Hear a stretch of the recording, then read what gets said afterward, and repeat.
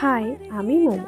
সকাল সকাল আজকে ঘুম থেকে উঠে ভাবলাম চলো কোথাও একটা থেকে ঘুরে আসি। তার আগে দাঁড়াও, একটা জিনিস শো অফ করি তোমাদের সাথে। ভগবান কিছু আমাকে দিক আর না দিক, একটা নিউ বর্ন বিউটি স্পট আমাকে দিয়ে দিয়েছে।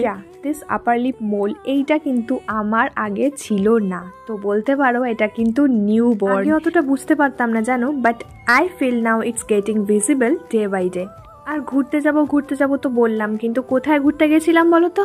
দেখে বুঝতেই পারছো, আমি আর আমার দিদি চলে গেছিলাম কলেজ স্ট্রিট। অনেক দিন কোথাও বেরোনো হয় না, প্লাস আমার দিদিরও কিছু বই নেওয়ার ছিল। প্রায় প্রত্যেক দিন বৃষ্টি হলেও সেই দিন কিন্তু বাইরে বেশ গরম ছিল, তো গিয়েই আমরা খেয়ে নিই আমপুরা শরবত।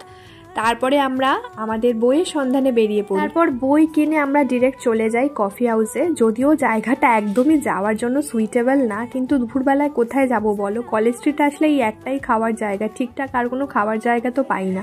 তো তাই জন্য আমি আর আমার দিদি চলে আসলাম কফি হাউস। যখনই আমরা কফি হাউসে যাই তখনই কফি হাউসে বেশ ভালোই ভিড় থাকে, কিন্তু উইয়ার্ডলি সেদিনকে গিয়ে কিন্তু আমরা সেরকম একটা ভিড় পাইনি। হয়তো সবাই কফি হাউসে আসা বন্ধ করে দিয়েছে। আরে না, জাস্ট কিডিং, জায়গাটা তো নামেই চলছে। যদিও খাবার দাবার ভালো না, কিন্তু তাও কি করব বলো, খিদে পেটে তো সবই ভালো লাগে। তাই জন্য আমরা অর্ডার করেছিলাম ফ্রাইড রাইস আর চিলি চিকেন। আরেকটা জিনিস বলি শোনো, খাবারের কোয়ান্টিটি যেরকম কমিয়ে দিয়েছে, কোয়ালিটি তো ডাউনই।